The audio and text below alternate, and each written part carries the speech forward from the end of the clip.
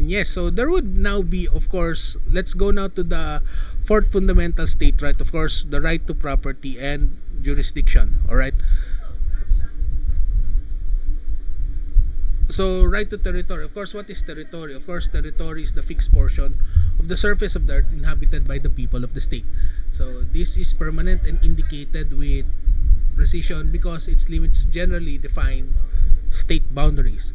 Then such territory should be big enough to provide the needs of the population. Okay. Then of course, how territory is acquired. So we have discovery and occupation, dereliction, prescription, cession, subjugation, accretion. Of course, what do we mean by discovery and occupation? And this is an original mode of territorial acquisition. So by which of course a territory not recognized, or I mean a territory not belonging to any state, or they say as terra nullius, is placed under the sovereignty of the discovering state. So of course there are two requisites of an effective occupation. One would be actual possession, and number two would be administration. One good example with this is of course si Pag-asa Island natin sa KIG. Okay, technically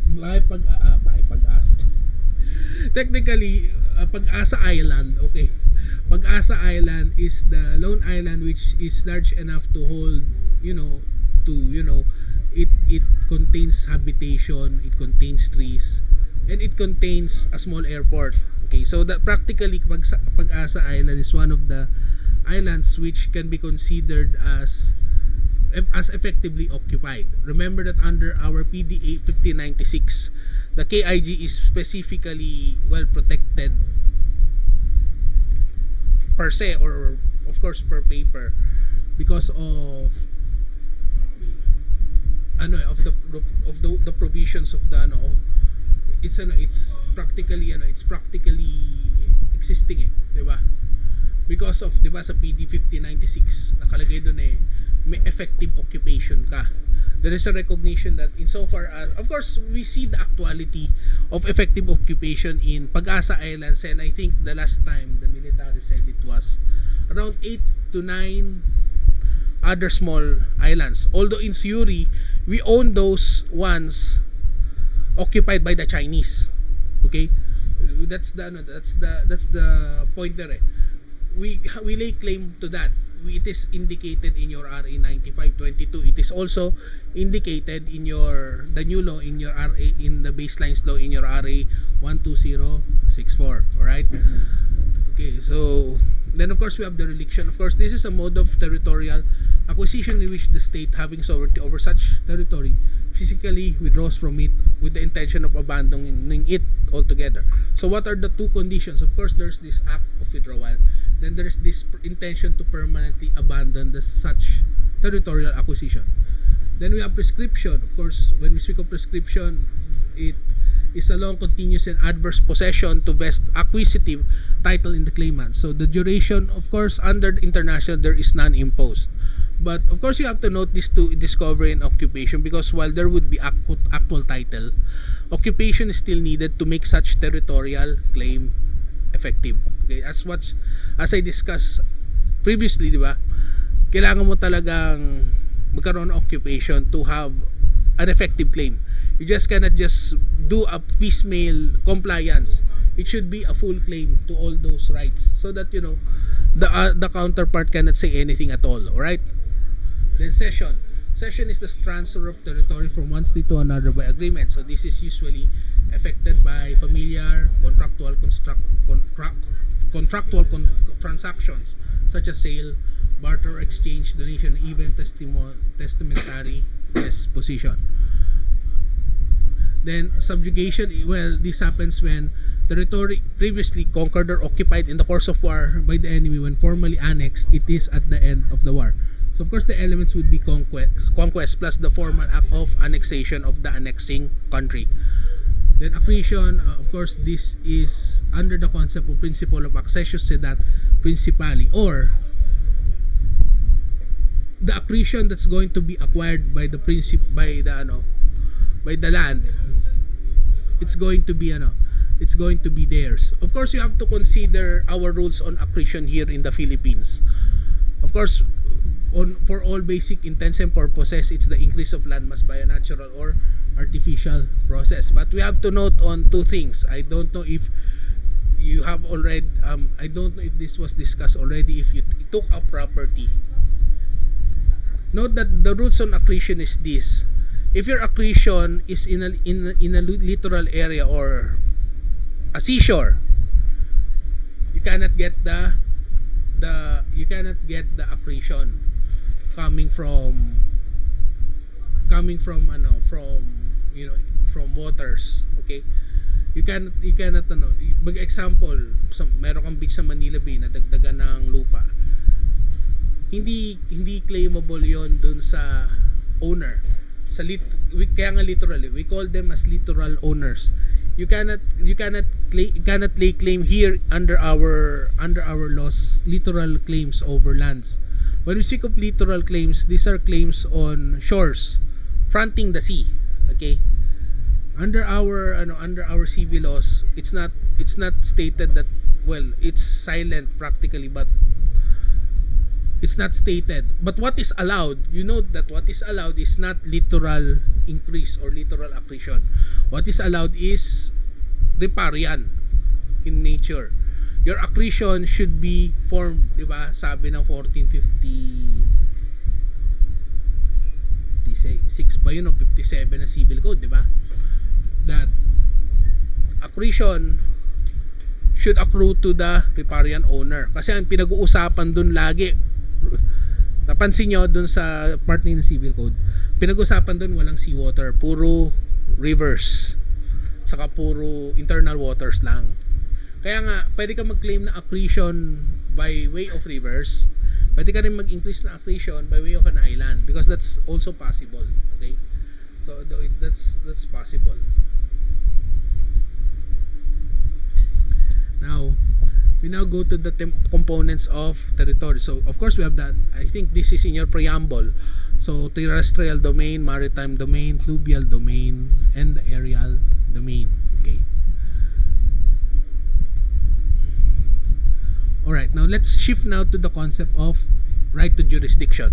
So what is this concept of jurisdiction? So of course, the concept of jurisdiction for purposes of our discussion in PIL is that, well, the authority authority exercised by the state over persons or things within or sometimes outside its territory, subject to certain exceptions. So what would be the general classification of jurisdiction? So we have personal jurisdiction or power exercised by the state over its individuals, as well as territorial jurisdiction or the power exercised by the state over its territorial limits and bounds. So of course, when we speak of territorial limits and bounds, of course, territorial, maritime, fluvial domain, continental shelf, open seas, aerial domain, outer space, other territories, and other future claims if there would be any. Okay, the president has the prerogative and the power. Then personal jurisdiction. So of course, what's the rationale of personal jurisdiction? Well, the rationale is a national is entitled to the protection of the state whenever he or maybe or is therefore bound to it by a duty of obedience and allegiance. So what would be the doctrine of indelible allegiance? So the fact that the personal jurisdiction is not easy to enforce does not detract from the legal power possessed the state over its nationals abroad. Of course, we have the assertion of personal jurisdiction. So we have Article 14 to 16 of the Civil Code. Then we have Article 2 of the Revised Penal Code. Then of course, when you read on the concept of territorial jurisdiction, you would have to refer, insofar as the Philippines is concerned, as to Article 1 of the 1987 Constitution. If you read carefully Article 1, andun lahat na elements din na state, di ba?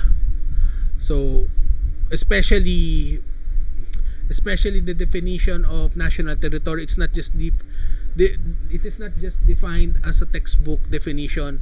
It encompasses everything. So if you would see there, it's an expanse, declaration on national territory. Okay. Then of course, what are the exceptions to the exercise of jurisdiction? Of course, the general rule is that the state has the jurisdiction upon all persons and property within its territory. Okay, so what would be the exception? So, of course, foreign states, heads of states, diplomats, and consuls. I think we've been discussing that. But I consider that this should be related under the right of legation. Or are they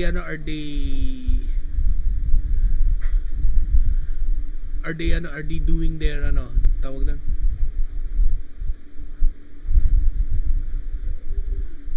Of course, being diplomats, di ba? Are they doing their role, di ba? So, relate mo siya sa diplomatic and consular discourse. Then, foreign state property such as embassies, consulates, public vessels engaged in non-commercial activities, you have to relate this to the doctrine of auto-limitation. So, ibig sabihin nun, kahit na let's say, even if you claim otherwise that you've been staying in the bases or in Subic while the Americans was still there, you cannot just invoke. You have to really, you cannot just invoke I'm a citizen of the United States. There would come this concept of doctrine of auto limitation. So while the host country provides for an area for citizens, for other nationals to be there inside the embassy, the same is just limited to the geographical area. It does not necessarily relate to independence per se or assertion of sovereign rights in a foreign country. That's not encouraged, and that's the concept of your auto limitation. Kaya nga 'di ba, kung napapansin nyo, ang case diyan is si Reagan versus CIR at saka si People versus Gozo. Yung isa is ejectment, yung isa is I think sa insurance yata yung niya. So that's the point there, okay, of the doctrine of auto limitation. It's not necessarily that the host nation gave up a portion of territory that they can claim practically sovereignty there inside that. It's limited because of this doctrine of auto limitation. Then we have now the acts of state. So of course these are acts which are made under the guise of the sovereign power of the state, okay. Then of course we have foreign merchant vessels exercising the rights of innocent passage or arrival under stress, foreign armies passing through or stationed in its territories with permission, and other persons or property including UN and other organizations which may or may agreement waive jurisdiction. Let's go back to number 4. So rights of innocent passage. So when we speak of right of innocent passage, this is under your UNCLOS. It states there that this is particularly in an archipelagic country, okay? An archipelagic country under the right of innocent passage should open the archipelago for the passage of vessels without any question. Of course, that poses, especially sa Pilipinas, that poses a lot of trouble because di magkakaroon ng pollution kung laging daan lang ng daan ang mga foreign vessels sa loob ng ating internal waters. Imbis na umikot sila sa ilalim ng Mindanao o umikot sila sa ibabaw ng Luzon, gusto nila tumago sa Visayas or somewhere around the top of Mindanao o lusot sila sa Cebu Sea, di ba? May mga ganong instances alright? But ang nakalagay din doon sa UNCLOS is that this is without prejudice to the country affected, the archipelagic country, to create their own sea lanes and air routes. If you're going to create your sea lanes and air routes, what will happen now is you're now going to be quote unquote exempted from the general rule on rights of innocent passage. So what it means that if the state would designate sea lanes, foreign vessels can only pass through these sea lanes in an archipelagic country. Nowadays, aside from RA 12064, we already also now have RA 12065 or the Archipelagic Sea Lanes and Air Routes Law. So what's the import of that law nowadays? What's the significance? Under RA 12065, they already designated 3 archipelagic sea lanes. Under that law, of course, the president has the power to assign other sea lanes as may be required. Okay, but for now there are I think 3 right now. Okay, so when we speak of RA 12065, it is more or less complying with it is more or less that law provided for the sea lanes. And since we already provided for the sea lanes, any other vessel cannot dispute that anymore, that well, we can pass. No, the reason why you have a designated area or designated sea lanes is that for foreigners to travel on that designated area. Okay, of course that's laudable, or that's okay for me, because well, it's better to have this law, particularly especially in your RA 12065. There are penalties for unauthorized doing of military exercises, unauthorized research by another country. In doing so, if the culprit would be arrested, of course he would be you would be accordingly be charged of any offense arising from that. All right, okay. Then of course, acts of state. Of course, the classic definition is in your international case of Banco Nacional de Cuba versus Sabatino. Okay, so etong acts of state, ito yung equivalent ng political question doctrine. So ang acts of state, any courts in any matter cannot just try automatically any wrongdoing, because they can always say that the act is an act of state. So hindi mo siya maki-question, di ba? Yun yung yun yung magiging end result nun, right? Ayun. Okay. Then we have terrestrial or land jurisdiction. So, of course, everything found inside within the territorial domain is under its jurisdiction. Of course, we have to recall the Regalian Doctrine. So the state has exclusive title to all property within its territory, which may own its own corporate capacity or regulate via private ownership. So of course, this is subject, of course, to the fundamental powers of the state. Of course, your police power, taxation, eminent domain. Then maritime jurisdiction. Of course, we have internal waters. And of course, internal waters, yun yung nadadaanan sa loob. Pag sinabi mo kasi enclosed waters, yun yung mga Lake Taal, mga Laguna de Bay, diba? So then of course, that's your internal ones. Now of course, what will happen now if there would be a mix of civil, criminal, and administrative jurisdiction? So of course, as to public vessels, so it would be the ship's flag wherever it may be. Then as to foreign merchant commercial vessels, if it's civil, of course the coastal state assumes jurisdiction. But if it is criminal, of course, you might have heard this in your criminal law 1. It would depend if it's the English rule and the French rule. So when under the English rule, the coastal state assumes jurisdiction. So commentaries here in our revised penal code would suggest that we follow the English rule. Okay. Then we have the other one, which is the French rule, that the state assumes jurisdiction. The flag state, the one in the vessel, assumes jurisdiction except if it disturbs the peace of the port. Then of course, applicability. Of course, we have the UNCLOS Convention. As a signatory to the UNCLOS Convention, it also ratified the UNCLOS Convention. Of course, we have to comply with the requirements under the UNCLOS. Okay.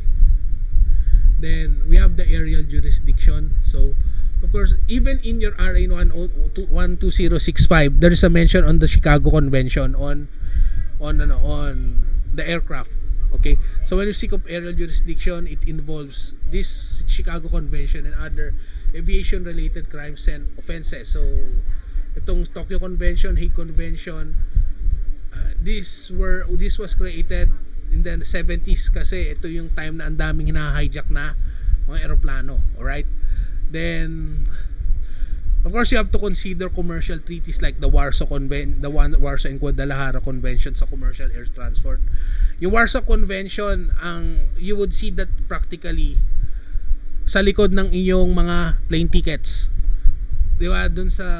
Hindi boarding pass, plane tickets. Linawin natin sa boarding pass wala, alam ko wala nakalagay doon Sa plane tickets, meron yan, 'di ba, may dorsal portion yan. Meron yan naka-blank Magkano i-declare mo? Syempre pag dineclare mo yon, example na wala yung baggage, syempre babayaran lang ng declaration. Pero you also have an option to someone it's either you or someone else to declare, okay? To declare. Pag dineclare mo, babayaran ka nila. Pag hindi mo dineclare, may minimum yan. Hindi ko na maalala kung ano ang minimum now. Pero naabutan ko parang $100 yata, parang ganun, or $200 pag wala ka nilagay na value. Syempre importante pag may nilagay kang value. Although tayo naman for practicality reasons, we don't really want to put the value kasi lalo na pag alam mo na dineclare mo yung totoong value, baka pagdating mo sa end stop mo, baka na x-ray machine na yung di ba? Because that's has been an issue with the airports lately, di ba? Just a matter of safety lang. Anyways, then of course we have the ICAO, of course the International Civil Aviation Organization. Then we have cabotage and cabotage rights. So ito yung routing rights niyan Pag this is more or less applicable sa commercial aviation. Then of course you just read the five freedoms of air transport under the IATA or the International Air Transport Agreement. Of course, the five freedoms will be the 5 to fly across its territory without landing, to land for non-traffic purposes, then to put down passengers, mail and cargo taken on the territory of the country whose nationality the aircraft processes, to take on passengers, mail, cargo destined for the territory of the country whose nationality the aircraft possesses, and finally to take on passengers, mail and cargo destined for the territory of another agreeing nation, to put down passengers, mail and cargo coming from such territory. If you would observe freedoms number 3, 4 and 5, they're essentially commercial privileges to encounter good or encourage economic enterprise. Freedoms 1 and 2 is of course more or less directed as to against the attack of political hazards that help keep the skies from opening wide. Now, of course, the final discussion here would be outer space. Okay, does anyone own outer space? The answer there is of course, ano ba yung outer space? So the outer space, of course, this includes the region beyond the Earth. So moon, planets. Of course, what's what about outer space? Anything that is in outer space is res communes. It's like the open seas. It's free for exploration and used by all nations without discrimination of any kind on the basis of equality and in accordance with international law.